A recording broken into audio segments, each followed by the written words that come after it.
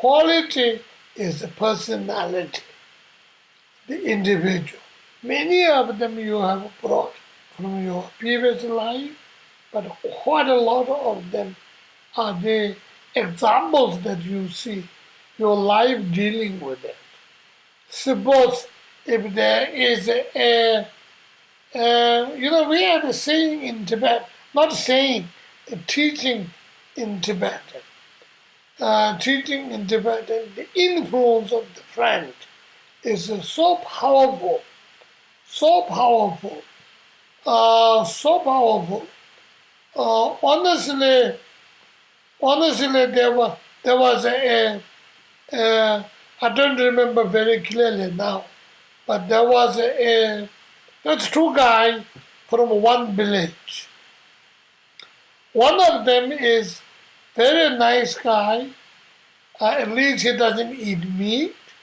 He doesn't drink alcohol. And the other guy is a little bit of loose. Meat eating is very common in Tibetan, no doubt about it. Not eating meat is very rare. It's good quality, very good quality. And alcohol is a lot of people drink, a lot of people don't drink. But drinking alcohol is considered not that good in Tibetan culture as well as Buddhist background. In Buddhism, it's considered very, very important. Because it's not alcohol, it is intoxication. It is intoxication.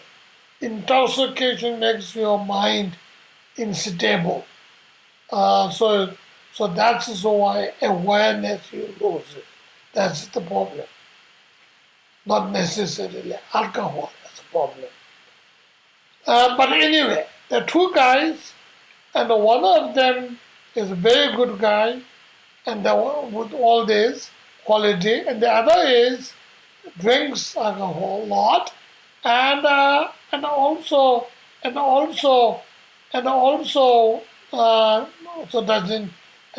eat meat and all that. So they went out for a month. Some big lamas teaching some big city somewhere. So these two from the village went together for 1 month, and the one guy sort of lived with, camped with a nice group of people. So he is a habit of eating meat and a habit of drinking alcohol, but all the group where he is in, nobody drinks alcohol, nobody eats meat. So he wanted to have a drink, he wanted to eat meat. It is little embarrassing, he couldn't. And then day by day, so whole month he didn't get meat, whole month he didn't get a drink. So he's become good. He can live without meat, without the alcohol. So he's become quite a good person. On the other hand, the good guy was living with group of drinking person, and they cook meat and all that. He kept on eating with them, drinking with them. A month later, when they come back to the village, the good, well-behaved guy becomes the other way around, and the crazy guy becomes, crazy guy, or maybe not crazy, but that guy becomes not eating meat, not drinking alcohol, so become very good. Changed. People can change. Change is because of your companion. The power of companion is so important. And so that's why if you are companion, all are good, educated people, and you will also pick up with that, and you will become nice. If your companion is always eating meat, drinking, not getting up in the morning, or some sleeping till in the 5 o'clock in the evening, and then begin to get up, and then have night life. And then if you keep on living with that, you will also become like that. So it is the power of companion. There are so many factors in our life. So that is why I'm talking from the faith point of view. I can't fly around and talk so much. But faith, reasoning. You see the reasoning, you find that true. So then you put faith, not only putting in faith, faith also does something else. That's when you really have good faith in it, good devotion, good dedication, good faith in it, it gives you something else. What is that something else? It makes your mind clear.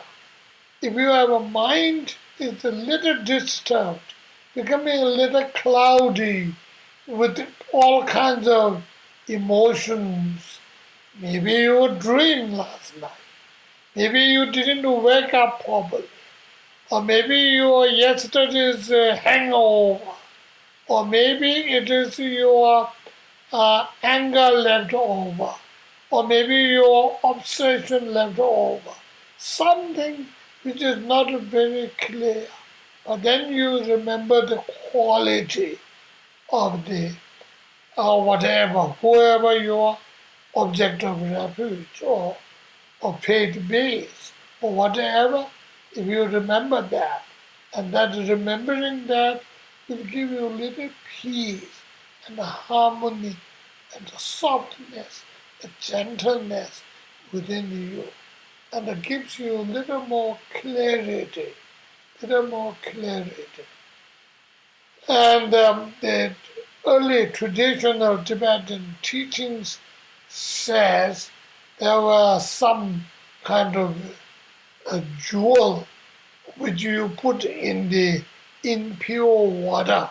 It will separate impurity out of the water and takes away, and the water becomes clear. So it's almost like today we can say it's like a filter to your mind.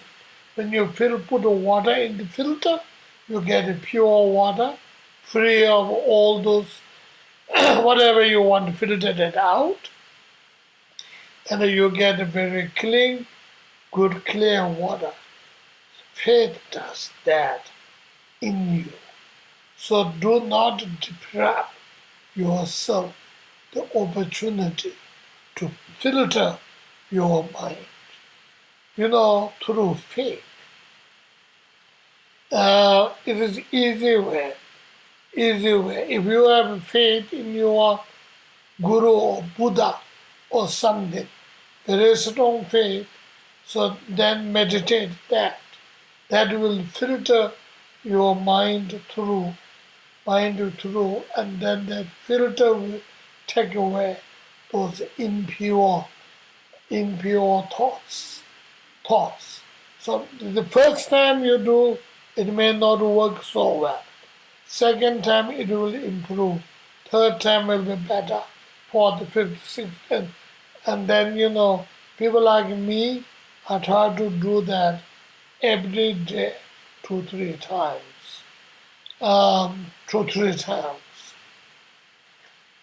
Buddha, inseparable, that of my own Guru and my own yidams, inseparable. It's sort of a Lama Dojichan, Lama Buddha Pasadara. So when you put faith in that, your mind will go through the thinking of Lama Buddha Pasadara. So your mind is going through from the thing. It's like filtering your mind. It's taking away those impure anger and all of those. And this is a great thing for us. So don't just dismiss it, saying simply, I don't believe in faith. So I don't. So I'm not telling you to have a blind faith. I am telling you to have intelligent faith. So faith is necessary, like a mother, like a ground, sources of all good quality, but intelligence, not a simple belief system. In certain cases, like like me, or like old person like me, or who doesn't really have a lot of intelligence to think, or who doesn't know how to read it. Or there are some people like that. In that case, for those people, maybe simple right belief may substitute intelligent faith. But that you really have to be careful. Other than that, people like you, the young, the beautiful, the intelligent, educated people like you, use your intellectual, intelligent mind, analyze, critical analyze, and figure out. But also, then you have to know where you stop too. There are some people who only knows how to critic and they cannot take any advantage. Throughout their life, critiquing. And so the life goes for critiquing, and there's nothing valued you can take it. That also not right. You have to know when to critique and critiquing, and it's for your own benefit you critique. You don't critique for the benefit of those people. You don't critique the others just because you want to push them down, just because you want to overcome them. No, you don't critique that. You only critique for your own good, for your own benefit. So that's why, and then when you are convinced, then you have to take it in. Otherwise, your life will go critiquing, and then time is over. Then the Lord of Yama comes and says, hey, you have to go. So in that case, then it becomes too late. Become a waste of life. So you should know how to critique. You should know where to conclude, and then you should utilize that. Take all advantage. That will make your life richer and better.